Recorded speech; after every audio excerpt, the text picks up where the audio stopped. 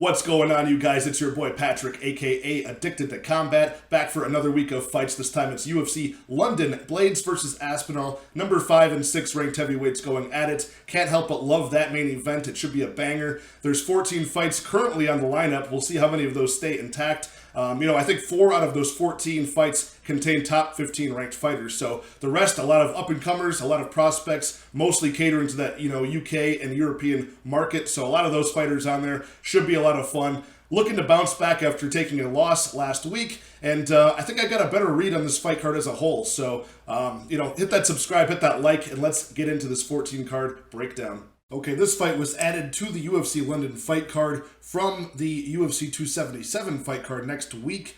Leavitt Klein was supposed to fight Ignacio Bahamondes. Bahamondes pulls out. We get Mason Jones on short notice. This fight is at lightweight. That's right, Leavitt Klein is returning to lightweight. He had fought there a couple times in the regional scene, made all 4 of his appearances at featherweight in the UFC so far, where he has gone 2-2. So, kind of a desperation spot for Leavitt Klein, right? He's moving up a weight class and trying to really secure a decisive win here. He is 27 years old, 5'7", 72-inch reach. Mason Jones, 27 years old, 5'10", also a 72-inch reach. The much bigger guy at his normal weight class is Mason Jones. We kind of expected a lot from Mason Jones. Both of these guys, really, and they haven't. Mason Jones is starting to come around. He's 11-1. He was briefly the Cage Warriors champion at 155, and then went up and got the 170 belt there as well. Came to the UFC, 11-1 record, 4 knockouts, 3 submissions, and he has 4-1 in decisions as well. His only loss was in his UFC debut against Mike Davis. Leavitt Klein, 18-4. He had competed in various, regional scene promotions in Europe. He is Slovakian. He fought at the Octagon promotion over there in Europe. That's pretty well known. A flashy striker over there. Lots of knockout power that translates, from round 1 all the way to round 3. Some crafty, opportunistic submissions as well for Leavitt Klein. And, we really had high hopes for him as well in the UFC. Came in there with a very nice round 1 KO over Shane Young. Then he drops the loss to Mike Trezano. Very close fight, which he could have won. He drops a loss to Nate Landwehr in round 3 by submission. A good competitor, Nate Landwehr. And now he just came off earlier this year a close decision win over Devontae Smith. One that I thought he won, but it was a split decision. So, and he missed weight for that Shane Young fight as well. So we know that this weight class is hard for him to make at 145. He now moves up. Not the biggest featherweight either in the world, as some people are at featherweight. Now he's moving up to lightweight, where he definitely will not be the bigger man much of the time. Case in point, Mason Jones, very big guy at 5'10", very muscular frame. He'll have the definitive size advantage here. Mason Jones, the former welterweight, as I mentioned. So Leavitt Klein is going to be more of the sniper type of striker in this match. Mason Jones being more of the aggressive, brawling type of striker. Although he does have very clean combinations, at least in the early part of fights. It can get a bit overextended and sloppy as he gets later. But both guys 27, both guys the ability to make improvements and tweaks to their game. The strength and the size is going to be crucial in picking Mason Jones here. I'm on Mason Jones this fight, even though it is short notice and you have to be wary of guys taking fights on short notice the way Mason Jones is. He hasn't fought since his fight against, David Onama back in October of last year. So that this young guy has been in camp ready and looking for a matchup. So it's short notice, but is it really, is my point here. So I didn't expect the betting lines to be this wide. I think 5 Dimes has this opened up right now at minus 330 for Mason Jones. Leavitt Klein plus 270. A little bit wide on the money line, but I agree with the confidence for Mason Jones. As I was mentioning, giant frame, and he's got that takedown offense that's going to be crucial here too. He's not afraid to mix it up on the feet with the crafty southpaw, sniper of a striker in Leavitt Klein. In fact, his debut against Mike Davis in the UFC, which he lost. Very close fight against Mike Davis in this debut, by the way. Mike Davis is basically like a bigger version of Leavitt Klein, the way he strikes. Very precise, snappy strikes, the ability to take the fight to the ground and threaten there as well for Mike Davis. And Mason Jones took his biggest punches and kicks, was able to battle back and make it a very close fight. Leavitt Klein sometimes, as we saw against Devontae Smith in his last fight, that was a split decision win for Klein. You saw that sometimes when he does get tired, if he doesn't land those those powerful body strikes, get the knockout early, sometimes he has to rely on the clinch control against the cage, things like that. He had about 7 minutes of clinch control, control time in that fight, which is what edged him the difference there. The striking differential was not that big between the two. Both had their moments, both had strong, clean strikes, but it was the control time for Klein. That will be off the table against Mason Jones, who I think will have, the ability to take this fight, not only from the cage pushing, but then, actually shooting, successfully land those takedowns too. Get top control where he's got, a good ability to advance position, does Mason Jones, from, not only full guard, but then to side control and mount. He has a very good back take as well, where he looks for chokeholds there, flattens out his opponents with ground and pound activity on top, and I think he will in round 2 get the submission here. So it's going to be largely a difference of durability and size in the favor of the natural lightweight in Mason Jones here. I like Leavitt Klein. I like everything he's brought from the regional scene over there in Europe, but this is not looking good. He has to desperately move up weight here just to make weight comfortably, and now, try to make a run at 155. After going 2-2 in some lackluster performances here, aside from his debut, I don't like it. So give me Mason Jones here to, take this 11-1 record, keep going up the ranks here, and defeat Leavitt Klein. Like I said, round 2 submission is my prediction for this one. Okay, up next is the returning Claudio Henrique da Silva taking on Nicolas Dalby at welterweight. This is a battle between a couple guys that have had interesting careers, to say the least. Nicolas Dalby, 37 years old, 5'11", 74.5-inch reach. He is on his second stint in the UFC. Claudio Henrique da Silva, coming off of a long 14-month layoff. He's had a lot of layoffs in his career. 39 years old, the older man, 5'11", 71-inch reach. So slight reach advantage for Dalby, slight age, advantage for Dalby, you could say. I think these guys will size up well. Claudio da Silva is not usually like the big, muscular physique in the welterweight, but he does have a big boxy physique, able to, kind of suffocate his opponents, be just good enough on the striking range to get it close to the cage where he can bully and get the fight to the ground, where he is 14-3 with 9 submissions, 3-2 in decisions. He is riding a 2-loss streak the last time we saw him against 2 good opponents, Court McGee and James Krause. So both decision losses. Claudio Henrique da Silva never been finished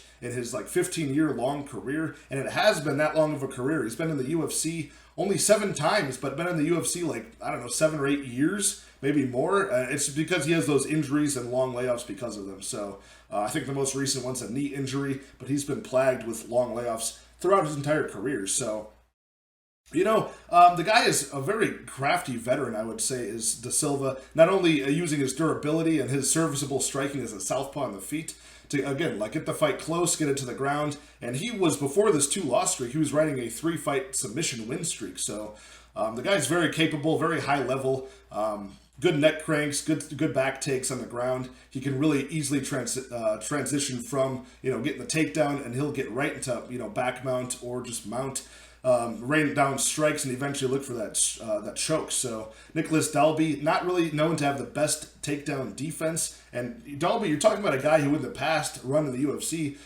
beat Zaleski dos Santos, took Darren Till to a draw, and then got dropped from the promotion after a couple consecutive losses, but worked his way back with some nice finishes in the Cage Warriors regional scene. Comes back, he's now 2-2 in the organization. Only finish loss has been to a club and sub rear naked choke loss to Jesse Ronson. That was since no contested, but still a submission loss. Nonetheless, he's 19-4, 9-4 in decisions.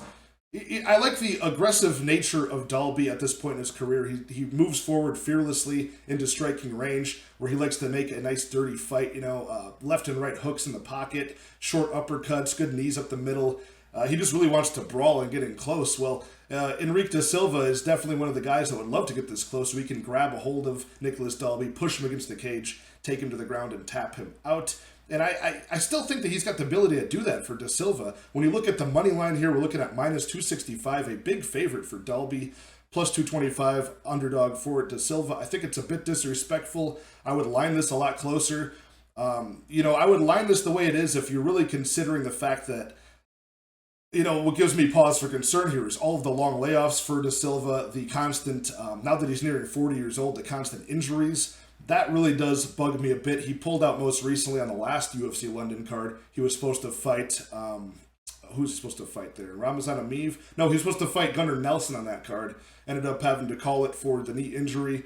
But he hasn't been in the UFC in a long time, so can I assume that there's going to be a decline in his skill just because he's 39 and he's had injuries? Maybe, but I think it might be, he might still have enough gas left in his tank at this point to, again, stick to Nicholas Dalby like glue, get that control time and be the bully here and get this to the ground, where I think he's the more dangerous man to end the fight. He's been notoriously durable in the striking realm, and I think if he gets in close, Dalby doesn't have the best takedown defense. De Silva has very good takedown accuracy if you discount the, James Krause fight. James Krause, very good takedown defense, good BJJ practitioner, defensive grappler.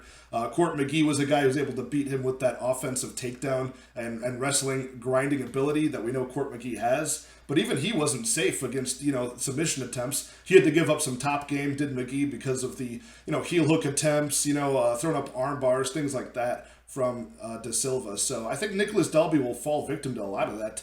And if De Silva doesn't get that submission early, I think this goes late, and I think it's either going to be the striking volume of Nicholas Dalby versus the control time and cage pushing of Claudio De Silva. And we really don't want to see how that goes to the judges over in London. When you're paying minus 265 on the money line, or maybe parlaying Dalby, I don't think I want to be on that and play that game of control time versus striking volume. So I'm actually going to take the underdog here in De Silva. Just hope that it's not a high confidence pick, but just hope that the old man can tape his knees up, to keep his joints healthy enough to stand at striking range here. Hopefully his chin doesn't fail him. And I think he can get this fight to the ground, as he does all of his fights. At some point, he does manage to get the fight to the ground. I think he will easily transition into a dominant position and, lock up a choke on Nicholas Dalby. If not, just ride out the round of control time and win, 2 out of the 3 rounds here. So it's close enough where I think that the underdog is warranted here. Will I get there myself betting-wise? Probably not, because, again, you're looking at 2 older guys here. Who knows who's going to hit their decline in their career first as far as durability goes, but I'll take the underdog in De Silva here. Okay, hopefully can keep this breakdown a little bit shorter. This is a women's flyweight bout between Victoria Leonardo and Mandy Bohm. 2 pretty much bottom-of-the-barrel flyweights here. No excuse, not to break it down correctly, but there's not much to discuss between these two. Victoria Leonardo is 8-4, 32 years old, 5'5", 64-inch reach, a very short reach. Mandy Bohm, the German, is a 32-year-old, 5'6", 70 or 71-inch reach. She is 7-1. Came to the UFC, last year, undefeated prospect at 7-0. A lot of low-level competition that she's beaten. She did have one Bellator fight against another low-level opponent that she got a 3-round decision. Pretty lackluster one at that. She does have 4 finishes, and her only loss is a decision loss in her debut last year in September to Ariane Lipski, who... Ariane Lipski can barely touch Montana De La Rosa or, Antonina Shevchenko, but she tripled up Mandy Bohm on significant strikes, made her look like an absolute clown in there. And, Mandy Bohm made a lot of mistakes, right? She's doesn't use her reach very well, not very defensively sound at the striking. She attempts body lock trips and ends up on bottom position, does Mandy Bohm. So just not very much to like about her at all based on that debut. You can watch her low-level regional scene tape, but that doesn't really teach you much. It's up against complete cans.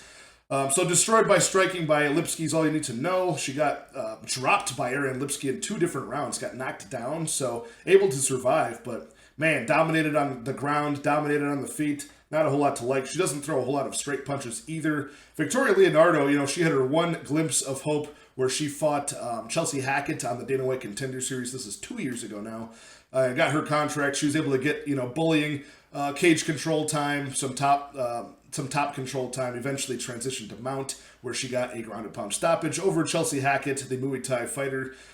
She then, so she's 8-4 is Victoria Leonardo, fought in Invicta, fought, I believe, in Bellator as well. And, she got finished by all 4 of her opponents, but they were all at the UFC, level, right? So in Invicta, she got beat by Miranda Maverick, Erin Blanchfield. Okay. She then got beat by Manon Fiorot in the UFC. That's fine. Grounded, TKO stoppage. Then her most recent loss last year was to Melissa Gatto in the summer, where she got basically a TKO stoppage. I think she had broken her arm prior to the fight. It got rebroken in the fight. Doctor stops it in between rounds. Probably was going to be a loss anyways, but yeah, so not very durable is either woman. Not very good striking from either woman here. We got the reach advantage for Mandy Bohm. I like that. She doesn't use it though.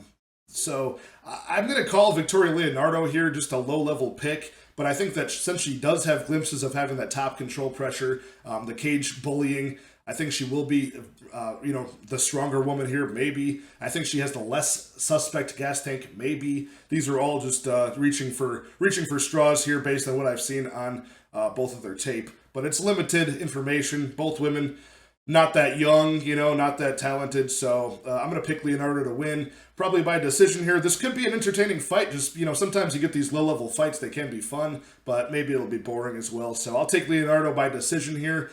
Also, she's the underdog at plus 120, so minus 140, the favorite for Mandy Bohm.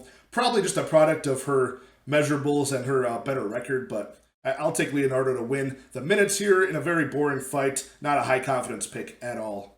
Up next at lightweight, we've got Jai Herbert, the Black Country Banger, one of the best nicknames in the UFC, honestly, taking on Kyle Nelson, who is returning off of almost a 2-year-long layoff. I can't believe it's been that long since we've seen Kyle Nelson, who got knocked out by Billy Q in round 3 the last time he was in the octagon. He is now moving up from featherweight, once again coming up to lightweight, where he's been before, kind of flip-flopping weight classes. It's Kyle Nelson, 31 years old, 5'11", 71-inch reach. He will be at a big size disadvantage against Jai Herbert, 6'1", 77-inch reach. Is Jai Herbert the 34-year-old?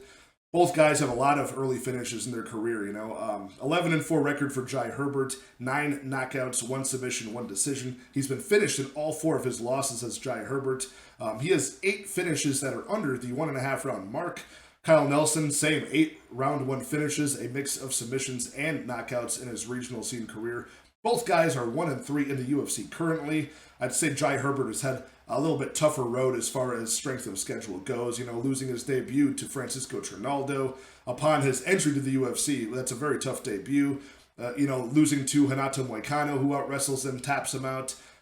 He gets that 1 win over Kama Worthy, who both of these 2 guys, Kyle Nelson and Jai Herbert, have knocked out in round 1, as they should. And now coming off of a, round 1 loss to Ilia Topuria for Jai Herbert back in March at the last UFC London card. So if you want to look at their, the half a foot reach advantage for Jai Herbert versus a guy in Kyle Nelson coming up a weight class from featherweight, you can look at the Ilia Topuria fight to see how he measures up. Ilia Topuria, much shorter, but the same reach discrepancy for the fighter there. And Jai Herbert was able to actually really maintain distance well against Ilia Topuria early on, keep him at bay with the jab, use that nice right cross, left hook counter to, stop Ilia Topuria from getting into range. And then he got that off early, and then he eventually got that nice, lead left high kick that broke the nose of Topuria, dropped him, had him in all sorts of trouble. And if it wasn't for that wrestling pedigree of Ilia Topuria to keep him, in the fight, he would have lost, So Kyle Nelson, he can be the more aggressive striker in most of his fights. Not always the most accurate striker, but he will push the pressure, sometimes play the cage pushing game against opponents. But this is going to be interesting because both guys here have struggled mightily against grapplers. It'll be interesting to see how they strike with each other when they don't have that threat of the constant takedown. So Jai Herbert, the minus 275 favorite here over Kyle Nelson, plus 230, the underdog. I do agree with it. All things considered, Kyle Nelson not having a great UFC run, having to come off of a 2-year-long layoff, a KO loss in his last appearance. Moving up a weight class now, a big size disadvantage, and Jai Herbert's just a much more powerful, cleaner striker. Kyle Nelson can be very sloppy with his strikes. He's hittable, counterable. He has wide looping strikes that don't always land on their target.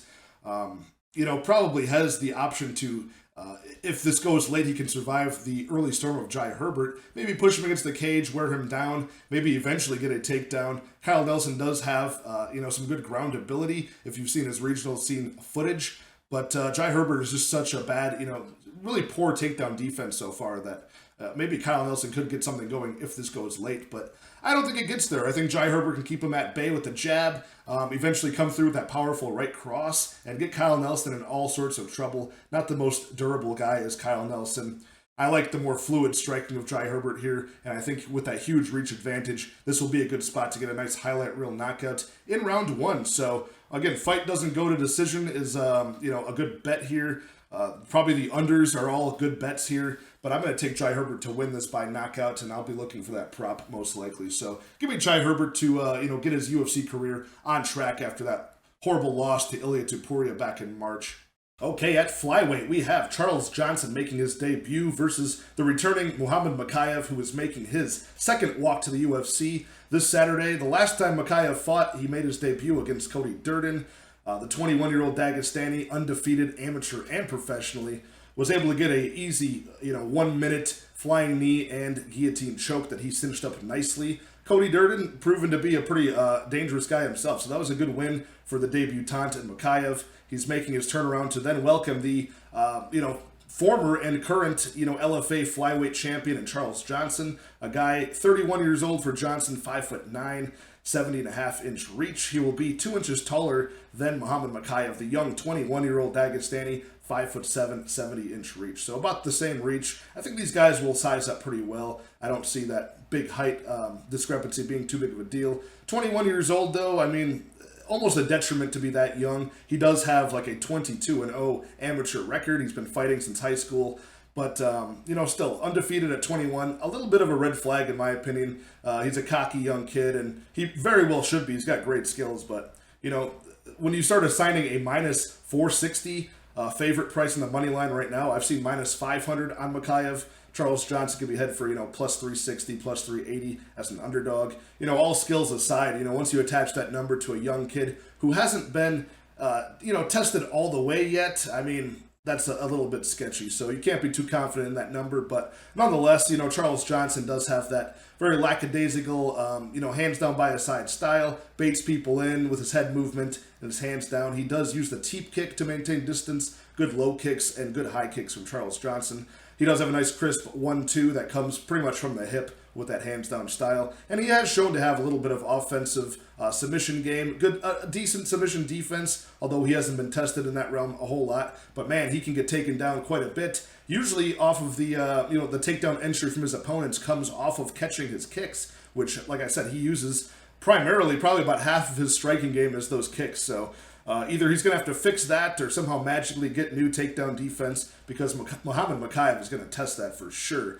Mokaev is probably one of the faster, more forward pressure aggressive strikers I think Charles Johnson has fought thus far. The kid is very good pace, very good pressure. He's going to close the distance and crowd the kicker in Charles Johnson and look to take this guy to the ground, pretty much immediately. So I think Mokaev can hang on the feet at striking range. He has fought guys, as big and sometimes slightly bigger than Charles Johnson and done very well, closing the distance there, touches guys up on the chin, and then changes levels beautifully once he hurts them and gets the fight to the ground, where he has very smothering top pressure, advances position well. I like everything about Muhammad Mokaev, except for his age, which sketches me out, because you will make mistakes, and I'm sure he will make improvements, but, a veteran lesson can be taught eventually to Mokaev, and, that first loss might be where he really learns more about MMA and makes some big changes. Or maybe he won't have to. Maybe this kid's the second coming of Khabib. I'm not sure. But to assign this kid minus 500 is silly.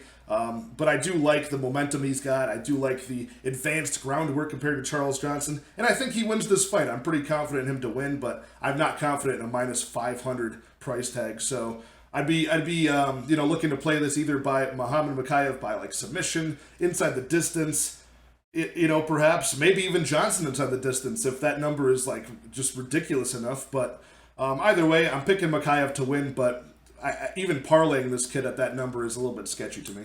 This next fight at featherweight, I'm pretty excited for, honestly. Kind of in an odd way. I think it's a fun clash of styles between McCann Amirkhani and Jonathan Pearce, JSP. You know, Amirkhani's been in the UFC now 12 fights. He's gone 7-5, 5'10", 72-inch reach for the 33-year-old submission artist Amirkhani. He takes on JSP. 4 UFC fights for JSP, 30 years old. The younger man has a 71-inch reach and a 6 foot tall. He is a former lightweight, huge frame. He's 12-4. He's got 10 of his 12 wins are all inside the distance. 2-1 in decisions. And yeah, besides dropping his first UFC fight to Joe Lozon early by round 1 stoppage, he's now on a 3-fight win streak, you know, so I think he's got a couple of submission wins. Does he not? Yeah, I know he has that one over Christian Rodriguez, decision win there. Let me double check his record one more time. Oh yeah, he managed to stop Kai Kamaka by strikes. Then he got the Omar Morales rear naked choke in round 2. Then he won that fight against Christian Rodriguez. A fight I thought was a lot closer than it should have been. Nonetheless, Amirkhani coming off of a less than 1 minute submission win. His 5th anaconda choke against Mike Grundy at the last UFC London card in March. Yeah, the guy is, like I said, 12 submissions for this guy. Amirkhani has fought a lot of competition. Very poor striking defense.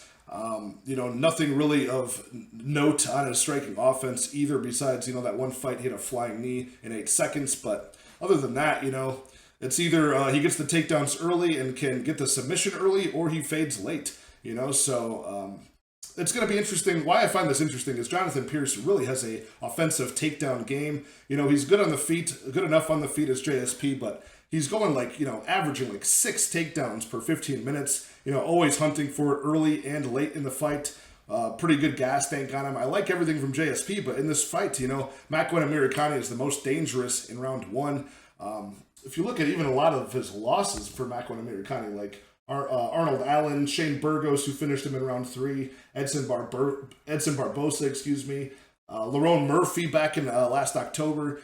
All of these fighters, you know, Amirkhani is taking them down in round 1 and putting them in some sort of danger or control time positions. You know, he traps the feet very well against the cage after getting the takedown, gets wrist control, and just starts hunting for your neck, you know. So, and if you take him down, I mean, it's dangerous too. Like against Mike Grundy, he'll wrap up that guillotine, transition it to an anaconda choke, and, you know, it's usually game over for you. So, it'll be interesting to see if JSP actually mixes up his game and fights more defensively, as far as like just looking to stuff takedowns, keep it at striking range where he knows he can probably win the fight in round 1. And then after that, you know, McCann falls apart in round 2 and 3. JSP can probably, you know, even get his own takedowns going, go back to his instinctual game of mixing up striking and grappling in round 2 and 3. Do whatever you want. Maybe even get a round 3 stoppage on a gassed Amirkhani. It's just that round 1 that really worries me. Jonathan Pearce is the minus 210 favorite here. Amirkhani, as usual, a plus 180 or so underdog here. You know, he comes through as an underdog here and there, you know, gets those tricky submissions. It's just that round 1. So I'm not usually like a live betting type of gambler. You know, I like to get my work done and just sit back and watch the fights. But this is a spot where I would probably advise, if you can hold off on putting money on JSP, who's going to probably blow up and have an inflated money line as the week goes on anyways, just save that unit in case, you know, he makes it past round 1. You'll probably get a better number on him after he gets out-controlled by Amirkhani. You know, in round 1, you go to round 2, a better money line, and you're going to be facing a gassed Amirkhani. Or you could sprinkle, like I mentioned, you could sprinkle JSP in round 3. I think that has a good chance of hitting. Shane Burgos is able to do that. McCann's durability seems to be leaving him a little bit these days. But yeah, I mean, I think it's round 1 or bust for Amirkhani. He's got a decent chance of getting it done. I don't think it's that likely. I think JSP is going to be improved enough and defensively sound enough to get it done. But yeah, round 2 and round 3, it's going to be night and day striking-wise. I think JSP can even get the grappling going in rounds 2 and 3. So give me Jonathan St. Pearce to win by decision as my prediction for this fight. All he's got to do is survive that round 1. Up next, a fun featherweight bout between Charles Rosa welcoming back Nathaniel Wood, who was a very good prospect on fire in the UFC before, you know, losing a very close competitive fight against Casey Kenny. Now he's been on almost a 2-year-long layoff. 28 years old for Nathaniel Wood, 5'6", 69-inch reach. This will be his first move up to featherweight after being the bantamweight champion over at Cage Warriors and starting off all of his UFC fights, you know, at that weight class. Now he's moving up, and I'm glad he's at least had a little bit of a layoff to, you know, build into that weight class. Charles Rosa will be welcoming him, the much bigger man, stature-wise, at 5'9", 69-inch reach for Charles Rosa. He is 35 years old, and he's been bouncing around weight classes. He's been as heavy as lightweight before, but making this weight now at 145 at 35 years old, a little bit suspect. Charles Rosa is 14-7. The owner of 8 submissions. He is a BJJ black belt, although ironically he does get controlled. And, given the most trouble against, really heavy grappling game plans, although he does stay safe. That BJJ black belt, sometimes people make fun of it and, don't give him credit for it. But although he finds himself in a lot of control time positions against very strong opponents like Bryce Mitchell, Derek Minner, Damon Jackson, he has not been submitted by any of those, really potent submission artists there. So, he's very good at nullifying positions, making stalemates out of bad situations he's in. So I will give him that. Also pretty durable. The only time he's been finished is by Shane Burgos by strikes. So he is 3-6 in decisions, 14-7 record. Nathaniel Wood, 17-5 record. 14 of those 17 wins are all inside the distance. He is going to be a large favorite here. Nathaniel Wood returning after a long layoff. The young guy at 28 is, minus 450 is probably the best you're going to find him right now. He's up to minus 500 on some money lines. Charles Rosa anywhere between plus 350 and plus 400, the underdog. Charles Rosa, he's a big statured guy, although that the reach somehow will be equal here. That bodes well for Nathaniel Wood moving up a weight class. He'll have the speed from that bantamweight division. Great hand speed, great fast combinations, and good in and out movement. Charles Rosa will be, he's once fought at welterweight, fought a lot at lightweight, and, settling in mostly at featherweight now.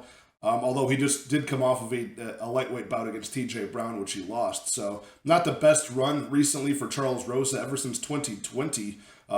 He's had 2 split decision wins, and that's it. The rest have all been losses, unanimous decision losses. So again, that durability coming into play. He has not been finished by a lot of these grapple-heavy opponents. But yeah, if this stays standing on the feet, I still favor Nathaniel Wood. 28 years old, he should be making marked improvements, and he doesn't really need to. If we see the version that we saw against Casey Kenny in the UFC come back this weekend, I think he lights up Charles Rosa all day. Charles Rosa is a guy who, actually had strikes landed against him by Justin James. I gassed Justin James in round 3, gave him all sorts of trouble. Not very defensively sound at times, especially as the fight wears on for Charles Rosa. So again, good submission defense on the ground, but not very good striking defense on the feet. I think Nathaniel Wood will have the better gas tank here. Although I haven't really seen Charles Rosa too much, what his gas tank looks like if it's just a 3-round striking affair. A lot of times he is gassed because he's defending against takedowns, trying to nullify positions, stay safe, things like that. So,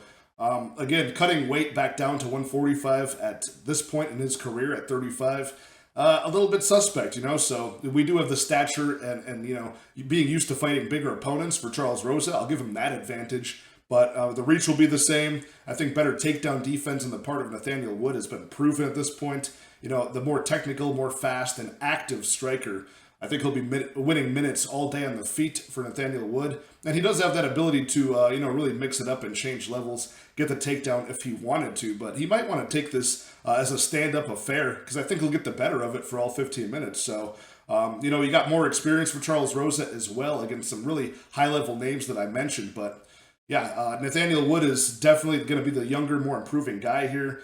More technical striker. He does have the ability to, solidify a close round on the feet if he needs to, or get out of, if he ends up getting clipped somehow by the bigger man in Charles Rosa, he can use that wrestling and level change to get out of a bad position. So pretty much, the money line is quite wide. He's one of the biggest betting favorites on the card this weekend after such a long layoff. That does sketch me out a little bit, but from everything we've seen, I think he's the much better mixed martial artist, and I expect that he'll go right back to being, a nice young prospect here. And again, like I mentioned, I'm glad that he has had at least time to grow into this weight class at 145, and maybe not cutting that extra weight will help him out here. So I'm going to take pretty confidently Nathaniel Wood. There are some sketchy, wide money lines in this fight card, but this is one that I feel pretty confident in betting here for Nathaniel Wood. So I'll take Wood to win. I'll just call it by decision. Charles Rosa has been, as I mentioned, very durable and very good at, maintaining himself, staying out of harm's way in the fight. So Nathaniel Wood by decision. Up next at lightweight is a bout that I'm pretty confident in picking another wide money line here. This is Mark Diakese taking on Damir Hadzovic. Mark Diakese, 29 years old, 5'10", 75-inch reach. Damir Hadzovic, the much older man, 35 years old at this point, 5'11", 70-inch reach. So giving up 5 whole inches in reach, 6 crucial years at lightweight in age. Against Damir Hadzovic here, he is, as expected, the plus 250 underdog. Mark Diakese, minus 300, the favorite. And Mark Diakese was once a very highly touted prospect coming to the UFC, flashy, powerful striking. He managed to get a couple of those highlight reel knockouts in his first couple of fights in the UFC as well. And, now, since 2016, Mark Diakese has had 11 UFC fights, surprisingly, where he's gone 6-5. 4 of those 6 wins are decision victories. And, he's not doing so well, except for that taste of victory he finally was able to taste against Vyacheslav Borshev back in March. So the last UFC London card, he laced up his wrestling shoes and really put the singlet on, got 11 takedowns, a career best against Vyacheslav Borshev. Very high IQ game plan. I was happy to see that and actually surprised to see that from Mark Diakese, who I thought would probably spend more time at striking distance with, a very good striker in Borshev. But no, he went straight for the takedowns, racked up 11, got 12 and a half minutes of control time, and cruised his way to a very easy decision victory there. So very good, probably revitalized and confident. He'll probably throw hands here in this fight against Damir Hadzovic. He's able to. Damir Hadzovic, not really good at any one thing. He does have fast, crisp combinations early, but not the best striking defense or head movement to go with it. But his output really falls apart in round 2 and even more in round 3. So Damir Hadzovic has had probably one of the lightest UFC strength of schedules I've ever seen. For 8 UFC fights going 4-4. None of his losses are even to really good guys either outside of Renato Moicano, but his 4 wins are really what I want to point out. I mean, Polo Reyes, Yancy Medeiros, most recently, probably the most impressively, Marcin Held and Nick Hein. I mean, none of these 4 guys are in the UFC anymore. I think at least 1 or 2 of them have retired as well. I know Nick Hein. But, so he can really be hit, throws naked leg kicks without throwing them, setting them up with the hands. And again, doesn't do any one thing that particularly well. Like, he can get takedowns against, absolute bums of opponents with no takedown defense. Not that bad early, good strength and things like that, can hold people against the cage. But I think Mark Diakese, he's going to maintain distance well with that 75-inch reach, 5-inch reach advantage there. He's much faster, much more fluid of a mover, good lateral movement for Mark Diakese. And again, I think he can win this fight pretty much anywhere he wants. And if he keeps it at striking range, past round 1 especially, I think he counters something big on Damir Hadzovic and puts him out in this fight. So I think that last win against Borshev is what he needed. Mark Diakese is a guy who really seemed to be almost frozen in some of his fights. He was beaten by better grapplers in his run in the UFC so far.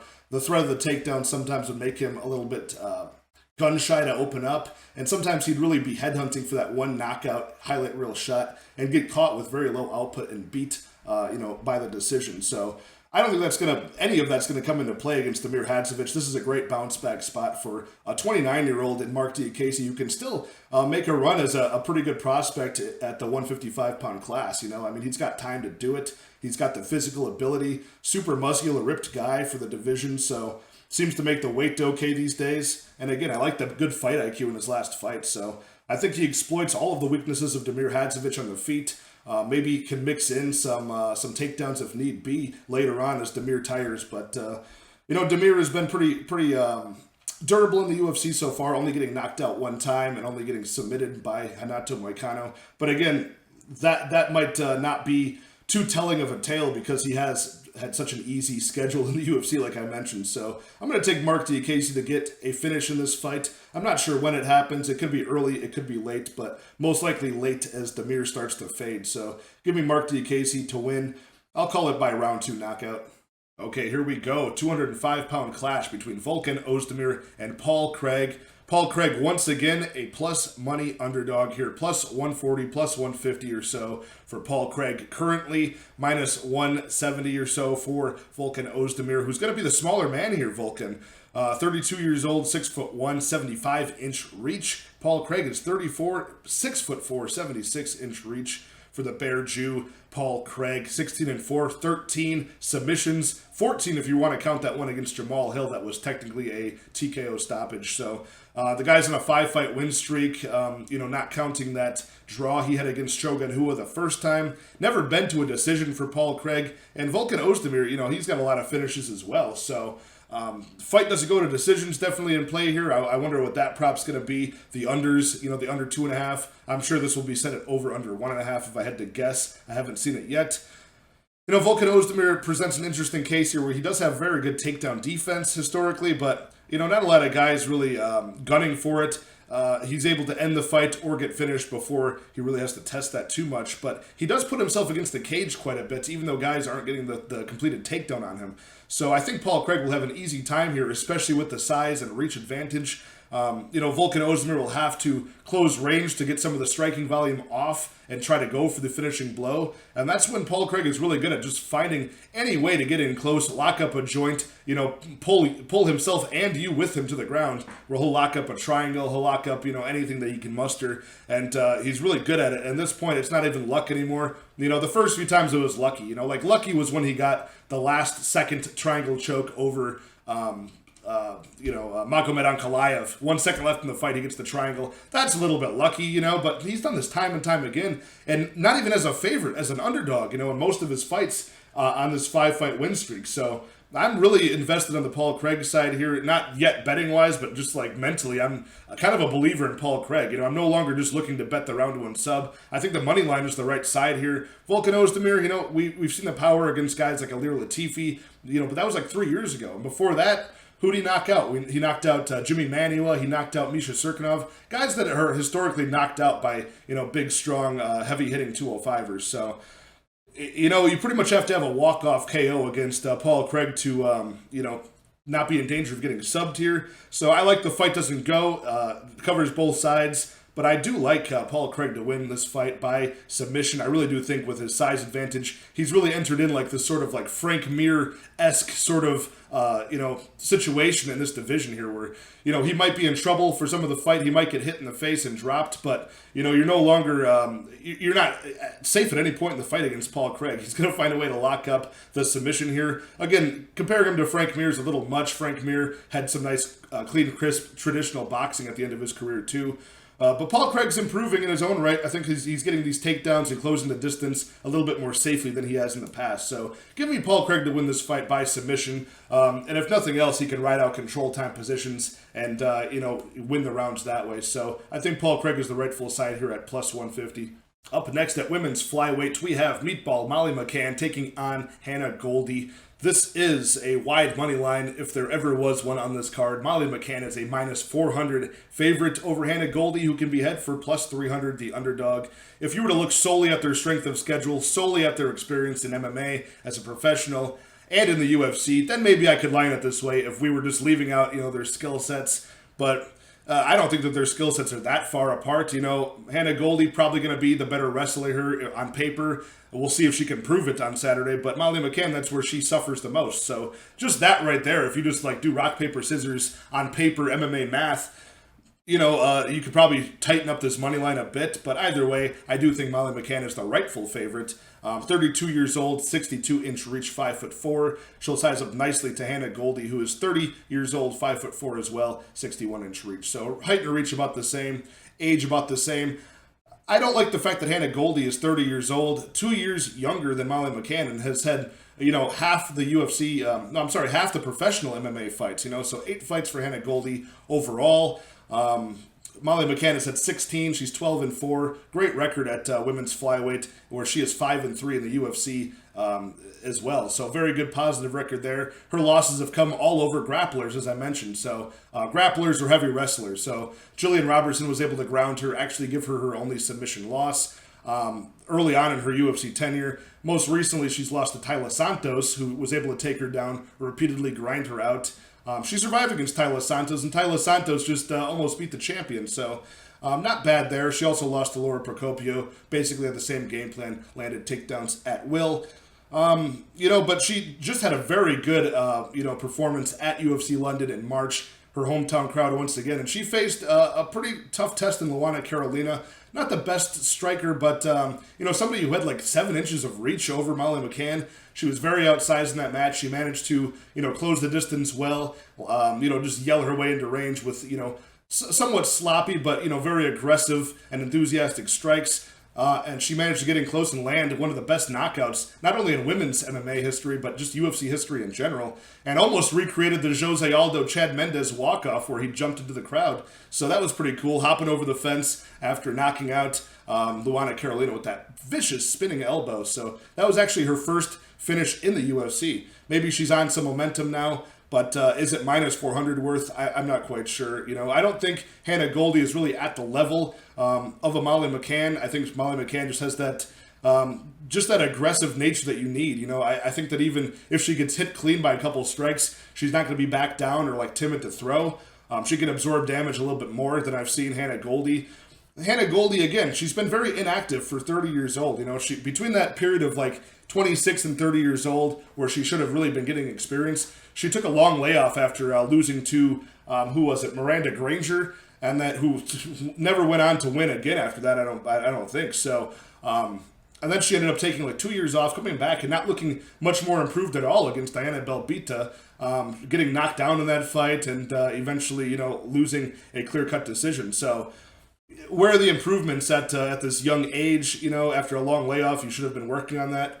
I don't like it. So, and then she gets her one win in the UFC over Emily Whitmire by an armbar in round 1 on short notice. Impressive enough, but again, Emily Whitmire is like 2-4 in the organization. So, not a whole lot to love from Hannah Goldy. She, like I said, she is on paper maybe the better wrestler here, but I've yet to see it, and I don't think we're going to see it on Saturday. So give me Molly McCann to just outstrike Hannah Goldy all 3 rounds here. Pretty clear-cut decision. Maybe Hannah Goldy has her moments and wins 1 round, but either 29-28 or 30-27 for Meatball Molly McCann. But man, that's a very tough price to pay, and no way I would get there or feel comfortable parlaying that, honestly. Okay, fun fight up next at 205 pounds. The return, what is this, the second or third return of Alexander Gustafsson taking on Nikita Krylov. Gustafsson, there's some interesting things about these two guys. They've both been in the UFC forever, Gustafsson, 35 years old, 6'4", 79-inch reach. He will be the bigger man stature-wise here. Actually, just 2 years off of his return he tried to make at heavyweight, where he weighed about 240 pounds. Nikita Krylov, much smaller, but still tall frame for this weight class. 30 years old, 6'3", 77.5-inch reach. 30 years old for Nikita Krylov is always surprising to me because I think he must have come to the UFC at like 22. He's been in the UFC for a long time. He had 2 separate stints. He went on the regional scene of Europe for a bit, came back, and always been impressive. A very potent finisher, a lot of submissions, 15 submissions in his mixed martial arts career. I believe maybe like 5 or 6 of those are in the UFC at this level. So Gustafsson, plus 160 underdog, as he should be, minus 190 favorite for Krylov. I'd say that's lined about right. I'm pretty confident in Krylov to get this one done. Gustafsson, man, he's just so far past his prime. I mentioned 2 years now since his last comeback at heavyweight, where he got drugged to the ground, manhandled by Fabricio Verdun, who still had some tricks up his sleeve, choked him out. Before that, at 205, he tried to face Anthony Smith. Anthony Smith was able to capitalize on a grappling mistake of Gustafsson, take him, flatten him out, and choke him out, rear naked choke. So it's not been good for him, Before that, I think, what was it? Was it the John Jones loss before that? Are we going back that far? Yeah, getting knocked out by John Jones in round 3. The golden title run for Alexander Gustafsson was way back in the day, probably between like 2010 and 2012 when he got that title shot. One of the best championship fights of all time against John Jones. He was knocking out guys like Vladimir Matyushenko, Matt Hamill. Unfortunately, a decision win over my boy Thiago Silva back in the day, and really just making his mark through a tough 205-pound division to face John Jones. And that was his peak, and that peak has long since passed him by. He tried to come back against, who did he get knocked out by? Rumble Johnson, Tried to come back against, DC, close fight there, lost it. Never quite making that mark for the championship. He was always that close, kind of like Dominic Reyes, a little bit later. So Nikita Krylov, though, has just been grinding his way through submission win after submission win. A couple knockouts early in his career, too. Very well-rounded guy, but yeah, he's just very good at using that long reach to close the distance against his opponent, get it to the cage where he can ride out control time and peel you to the ground, and he'll be all over you, climbing over your torso and looking for the choke. So I think that's going to be the case against Gustafsson. Does he find the submission here? I'm not quite sure. I think Gustafsson, if he can win this fight, and there's a chance he can win this fight, who knows how he looks after 2 years off, but Gustafsson is always annoyingly elusive, never a high-volume striker, but he can just pot-shot you from the outside with that long reach. Very elusive, almost running away from strikes and running away from striking sequences. It can be very annoying to watch at times, but it works for him. He can get in range and out of range, and he could stall this and make this a very slow, boring fight where he just outpoints Nikita Krylov, never lets him get in range, but I think at some point Nikita Krylov will get in range, find his mark on Gustafsson, and at least ride out control time positions the way he was able to do against Magomed Ankalaev in round one. He actually beat Magomed Ankalaev in round one just based off of that same thing, cornered him against the cage, ended up getting in sort of like a half guard position, maybe almost a mount at a certain point, and riding out minutes of control time and winning round one. Unfortunately, he wasn't able to have that success against Ankalaev in rounds 2 and 3, but against Gustafsson, I think he'll be able to. Gustafsson always struggles against guys who can get all over him on the ground and advance positions. So either Nikita Krylov gets 2 out of 3 rounds, maybe 1 round Gustafsson will have landed more strikes from the outside. I'm not sure which round that will be, but I'm predicting a 29-28 decision for Nikita Krylov. That's how I see this playing out. If you look purely at the stats and how much these guys get finishes in their UFC careers, fight doesn't go to decision is actually a pretty good look based off the numbers. I'm not sure what that would be. I haven't looked at the props that have dropped yet, but if that was priced anywhere between like -150 or -175, I think that would be a good value bet for fight doesn't go, but I'm sure it might be priced -200 and above by the time it opens up. So my pick is Nikita Krylov. I'm pretty confident. Just not very often guys like Gustafsson have 2 primes. Does he need a second prime to beat Nikita Krylov? Maybe not, but he would have to have the perfect, slow, boring fight, just getting those strikes from the outside and not getting caught up in the clinch range of Krylov. So I don't think he can do it. Give me Nikita Krylov. This feels like this should be the co-main event at least. This is Paddy the Baddy Pimblett taking on Jordan the Monkey King Leavitt. Lightweight bout here between these two goofy dudes, both 27 years old. 5'10" for Paddy Pimblett, 5'9" for Jordan Leavitt. 73-inch reach, 2 inches in the favor of Paddy Pimblett, with Jordan Leavitt at 71-inch reach. Great record for Jordan Leavitt though, 11-1, 6 submissions. He's 3-1 in decisions overall. He had 1 loss in his second UFC fight. The first one, he got that 22-second slam over the aged veteran and Matt Wyman. That weird kind of takedown where he framed him off at the last second and knocked him out cold. So nice debut. You couldn't have asked for a better debut. He goes in there against Claudio Puelles and has a very lackluster performance. Loses that fight by decision. And we found out that Claudio Puelles is actually pretty capable, pretty good. Coming back-to-back knee bars and won over, the Carpenter, Clay Guida. So not a bad opponent to lose to there. But you can see that Jordan Leavitt is, very worms his way into good positions on the ground for the submissions. Very, unorthodox way of getting into position as well at certain points. But his striking is very, very basic. Not very good. He bites hard on feints. He, very slow to react to strikes coming his way. I've seen, even against Trey Ogden, you can see a lot of that. Bites hard in the feints. Not very, keen to exchange in the pocket, always being backed up and being the prey, versus the hunter in these striking matchups. Throws some, very, naked kicks to the body and to the legs, and then is very slow to return those kicks to the stance. So I see Paddy Pimblett being able to, walk all over him in round 1. The guy's on a 4-fight win streak, a 4-fight round 1 win streak as well for Paddy Pimblett, who is 18-3, 6 knockouts, 8 submissions, and he's 4-2 in decisions overall. So a very fast starter, as I mentioned, all of those round 1 consecutive knockouts and submissions. A couple of those are in the UFC so far. So a submission last time in March, and in his debut last summer, he got a nice knockout over Luigi Vendramini. So definitely, especially in the Luigi Vendramini fight, you can see got to make some improvements. Got to tighten up some of the striking form. Not keep your chin on the center line. Keep your chin up in there to get cracked. He almost got put out by Luigi. So he's decently big for this weight class, coming up from 145. High-level BJJ, very good back take. So unlike the unorthodox style that we see, mounted triangles and things like that from Jordan Leavitt, things you don't often see in mixed martial arts that often at the high level, Paddy Pimblett, very basic, just backpacks, climbs all over you, very good balance with his hips. He can ride from mount and transition to the back take. And he's got about like 5 rear naked chokes out of his 8 submission wins, I believe. So I think he's got very high-level experience as well over in Cage Warriors. He's been in some tough spots before, tasted defeat, had to come back and reinvent himself.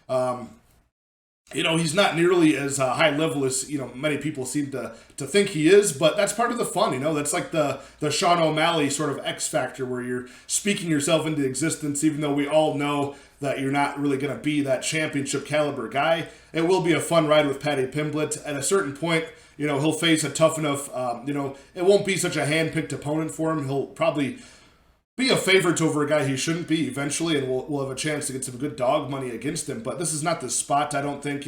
I think he'll walk all over Jordan Leavitt in round 1.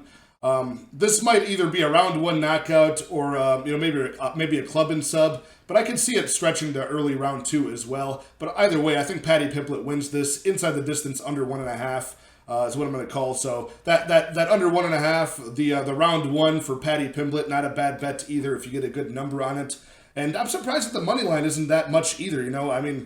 Of course it is Paddy the Batty Pimblett. He's very goofy. So to pay minus 250 to minus 300, I just thought he would have more of that Molly McCann price tag, like a minus 400 by now. So who knows? The week is long. Maybe it goes to minus 400. But right now, I'm surprised that the money line isn't wider. I kind of think it is priced correctly just because of the big discrepancy on the feet. So give me Paddy Pimblett under 1.5 rounds. Okay, short notice co-main event spot here. Jack Hermansson no longer taking on Darren Till. Unfortunately, he is faced with a much tougher test, in my opinion. Actually, Chris Curtis is filling in. The Action Man just fought about 4 weeks ago, and now he's filling in against Jack Hermansson here. So Jack Hermansson going to be the bigger man at middleweight, 6'1", 77.5-inch reach for the 34-year-old. He is 22-7 in his long UFC career. Chris Curtis, the Action Man, 29-8. Pretty much fought everywhere that professional fighting exists at the high level. Now in the UFC since November. He is fighting for his 4th time here. Short notice, he is 5'10", 75-inch reach, 35 years old. He just turned 35 this month. So I love the activity. I love the fact that Chris Curtis does not have to cut weight. He just walks around that 185, can step in the cage whenever he wants. He showed very good high ring IQ against Rodolfo Vieira, who's a very good tune-up fight for Jack Hermansson. Because what you have to do against both guys is avoid the takedown at all cost and stay on your feet. Jack Hermansson really does struggle. He's had knockout power in certain, fights. But really, if he struggles to get the takedown, he struggles to win the fight. And that's kind of a pattern that has plagued him over the course of especially the most recent fights for Jack Hermansson. Guys like Sean Strickland that he fought in February, which was not a split decision, by the way. If you are just wiki capping this, that was a complete. I don't know what clown that was that scored that as a split decision. That was a unanimous decision for Sean Strickland. Was able to keep it on the feet over 5 rounds, outstrike Jack Hermansson there. Marvin Vettori was able to hit reversals on the ground as the much better wrestler and end up on top. So that was kind of what canceled it out there. Jared Cannonier able to stay on his feet. Good scramble ability, knocked him out. All these guys. Thiago Santos, the same deal. Round 1, was able to keep it on the feet, knock him out at the end. So it's just all these spots where he is fighting guys who are able to keep it on the feet and not get the control time. Now, guys like Edmund Shabazi, he's able to ground and pound and just wear out the gas tank, get a clear unanimous decision win that way. Kelvin Gastelum slipped up, got a heel hook, and really was confused as to what was happening to him a minute into the fight. Chris Curtis, I think he's going to stay safe from all that. Only been submitted 1 time before, probably about 10 years ago. He's even been, in compromising spots against guys like Magomed Karamov back in the PFL a couple times, able to stay safe from any submission offense there. And he's had a good slew of opponents now. So not only Rodolfo Vieira most recently, but he made his short notice debut against Phil Hawes. Very explosive, fast starter of a wrestler. Knocked him out in round 1.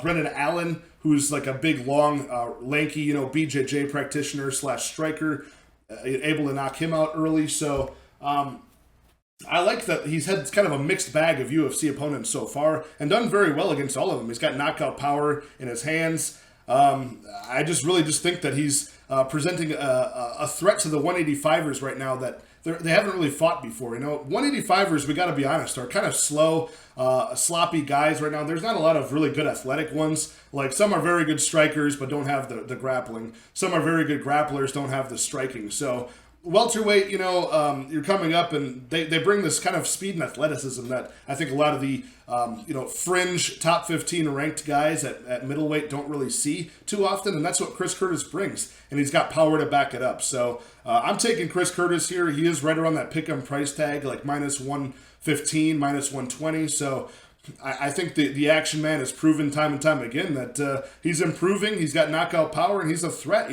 So passing that takedown defense and fight IQ test just 4 weeks ago, I think he can do it again against Jack Hermansson, who honestly hasn't had the best of wins. As I mentioned, his only wins in his past few fights are, over Kelvin Gastelum and that weird 1 minute heel hook.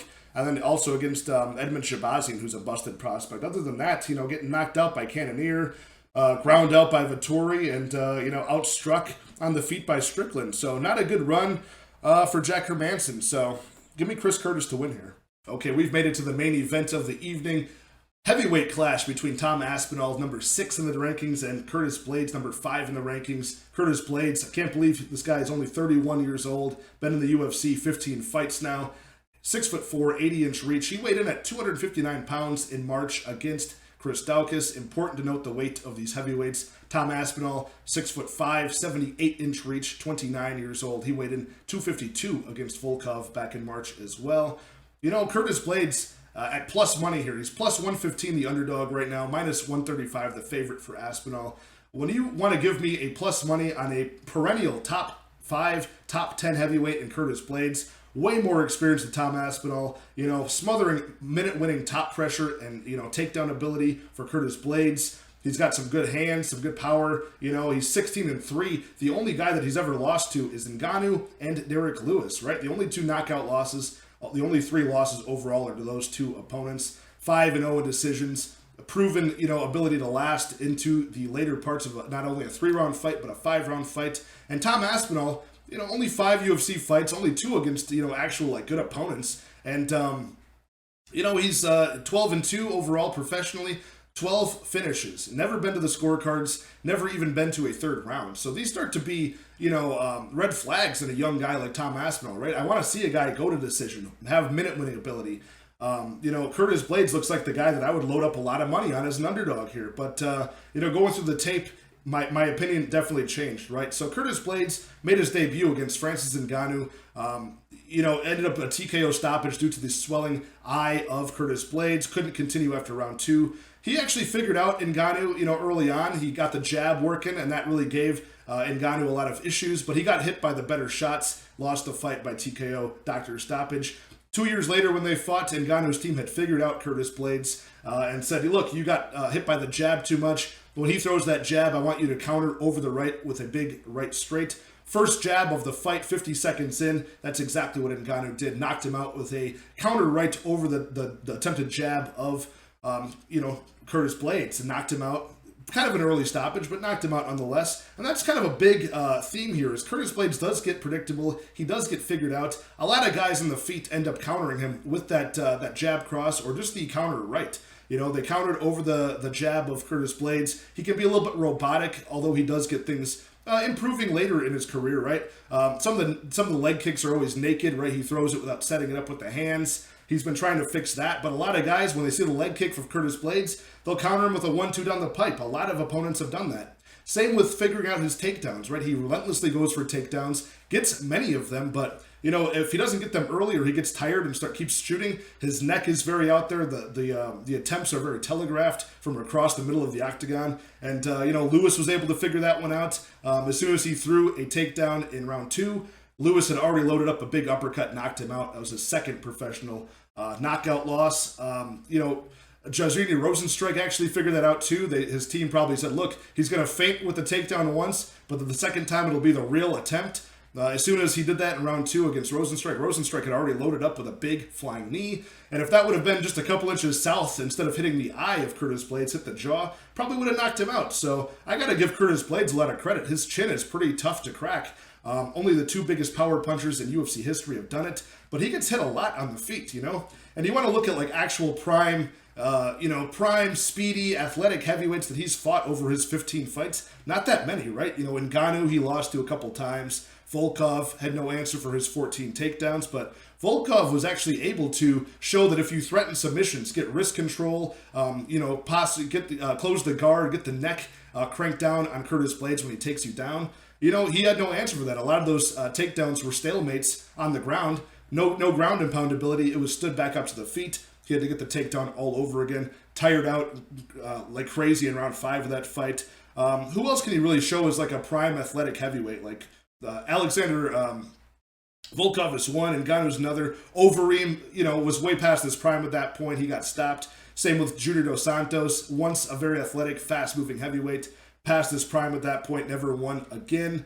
Other than that, it's a lot of like really slow-moving heavyweights that just they can't handle getting off balance. They get taken down and controlled. No way to get back to their feet. You know, high-level BJJ practitioners, submission artists. Not that many. You got a guy named Daniel Omolanchek, who actually is kind of forgotten about, although he fought in the UFC 9 times and was a ranked heavyweight. People forget about this guy. He actually gave Curtis Blaydes a lot of trouble, getting the fight to the ground. He had a very good takedown defense, a good get-up ability, a good way to, posture up, use the overhook against the cage. He ended up, losing a decision to Curtis Blaydes, but overall, that was a guy who was, a high-level, submission artist. He also fought Alexei Oleinik, who, very interestingly enough, I mean, the disparity on the feet was so strong against the aged Oleinik, but whenever the fight actually did get to the ground and Oleinik got taken down, he would threaten with some sort of crazy submission or close the guard, and, happily, Curtis Blaydes actually led him back up to the feet. So these things, I think, are going to be in play for Tom Aspinall, who is very good at threatening,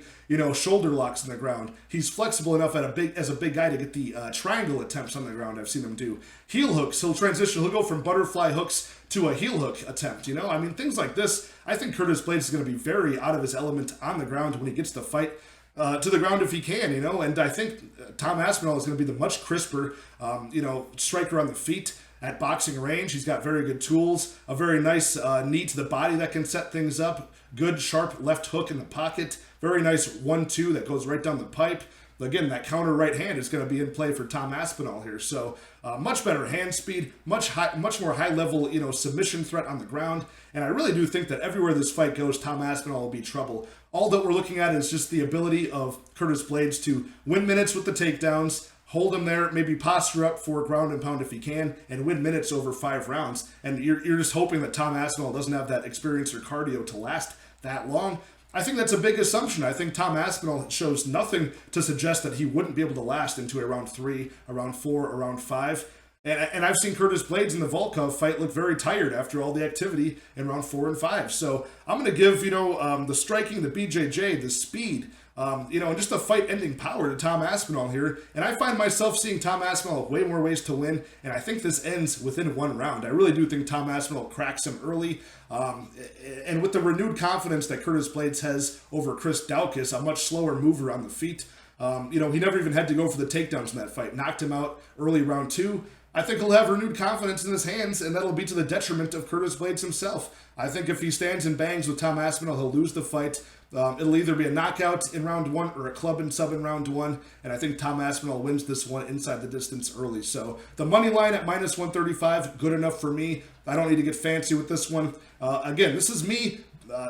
I favored the minute winning ability, the experience of Curtis Blaydes, the proven track record, but even I, after watching the tape study, am now on the Tom Aspinall side with a large amount of confidence. So give me Tom Aspinall, round 1 knockout. Okay, and there we have it, you guys. All the fights broken down for UFC London this weekend. Blaydes versus Aspinall. Should be a fun time. After, going up about 10 units 2 weeks ago to now taking a slight minus 4.5 unit loss last week, I'm excited to get back in the winner's circle. I've done a lot of preparation for this card as a whole, so stay tuned for the best bets and props video coming out in a couple days, and I will talk to you guys next time. Hit that like, hit that subscribe. Let's keep the channel growing, and I will talk to you guys next time.